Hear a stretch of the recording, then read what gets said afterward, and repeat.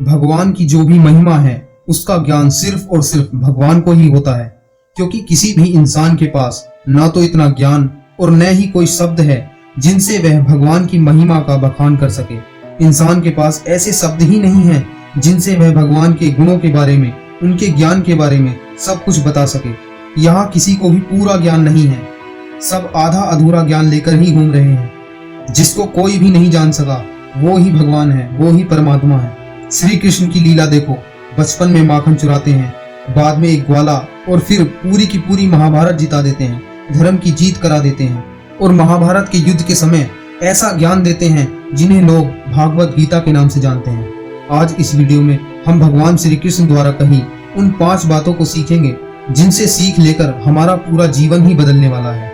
ये 5 बातों की सीख सभी तरह के इंसानों के लिए है, चाहे वो बिजनेसमैन हो, चाहे वो एक स्टूडेंट हो, चाहे उसका कुछ भी लक्ष्य हो, वह अपने लक्ष्य को पा ही लेगा अगर वह इन 5 बातों की सीख लेता है। उसका जीवन सफल हो जाएगा जो भी श्री कृष्ण की इन 5 बातों को ध्यान पूर्वक सुनता है और उसे अपने जीवन में अपनाता है, क्योंकि ये वही श्री कृष्ण की लीला है, उनका ज्ञान है जिन्होंने अर्जुन जैसे मोह में पड़े हुए योद्धा को मोह से बाहर निकालकर उसको कर्तव्य का पाठ पढ़ाया और उसे महाभारत का सबसे वीर योद्धा बना दिया।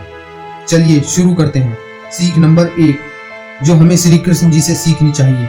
गुणों से मानवता की पहचान होती है, ऊंचे सिंहासन पर बैठने से नहीं होती। विशाल राक्षसी पूतना ने अपने स्तनों पर विष लगाकर श्री कृष्ण को दूध पिलाकर उनका वध करने की योजना बनाई, लेकिन श्री कृष्ण ने यह अवगुण देखने की बजाय यह देखा कि वह माँ की तरह स्तनपान कराने आई है। इसके बाद उन्होंने उसे उसके असुरी जीवन से ही मुक्त करा दिया था। हर किसी में कमियां और खूबियां होती हैं, कमियां देखने की बजाय खूबियां देखकर उसे मोटिवेट करना चाहिए। तू ये नहीं कर सकता, वो नहीं कर सकता, ये कहने की बजाय यार तू इतना तो कर सकता है ना, ये कहना चाहिए।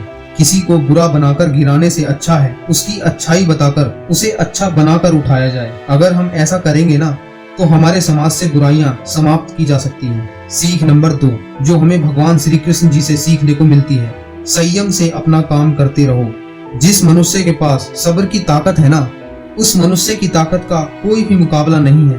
भगवान विष्णु ने श्री कृष्ण के रूप में अवतार लिया, उस समय कंस का आतंक था, श्री कृष्ण ने कंस का वध कर दिया। इसके बाद पांडवों और कौरवों के बीच हुए महाभारत के युद्ध में पांडवों का मार्गदर्शन भी किया, अर्जुन को गीता का उपदेश दिया, गीता का महत्व समझाया, कर्म का महत्व समझाया।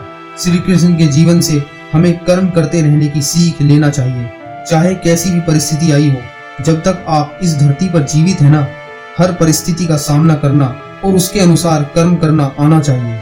आपका कर्म ही आपको सही रास्ते पर ला सकता है। हाथ पर हाथ रखकर बैठने से किसी को भी मंजिल नहीं मिल सकती। श्री कृष्ण जी ने गीता में कहा है कि मैं किसी का भी भाग्य नहीं बनाता, हर कोई अपना भाग्य खुद ही बनाता है। आज आप जो भी कर्म कर रहे हो ना, उसका फल कल आपको जरूर प्राप्त होगा, और आज जो आपके पास है पहले किए गए कर्मों का फल ही है। अगर मंजिल पर पहुंचने में वक्त भी लगे ना, अपना धैर्य कभी मत छोड़ना।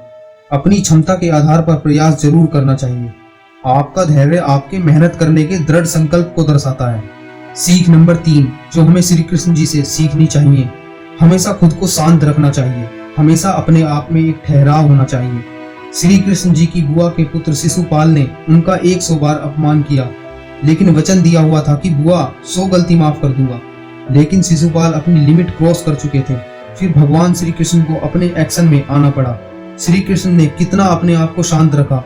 शिशुपाल के 100 बार अपमान को वो सहते रहे। उन्होंने हमेशा अपने वचनों का पालन किया और शांत रहे।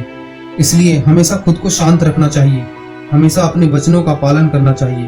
अपमान का या ऐसी किसी भी बात का जो आपके किसी काम की नहीं है, उसका जवाब देकर अपना कीमती समय को बर्बाद नहीं करना चाहिए। जब तक आपका किसी तरह का कोई लक्ष्य पूरा नहीं हो जाता, तब तक आपको शांत रहकर तथा लोगों की बातों में ना आकर अपना काम करते रहना चाहिए। कई बार लोग क्रोध में आकर आपका अपमान कर जाते हैं, लेकिन शांत रहो। हर बात का उत्तर देना या तुरंत एक्शन लेना ये सही नहीं है। सही वक्त आने पर आपके रिजल्ट से उन्हें अपने आप जवाब मिल जाएगा। सीख नंबर 4 जो हमें श्री कृष्ण जी से सीखने को मिलती है, मीठा बोले तथा क्रोध और लालच नहीं करना चाहिए।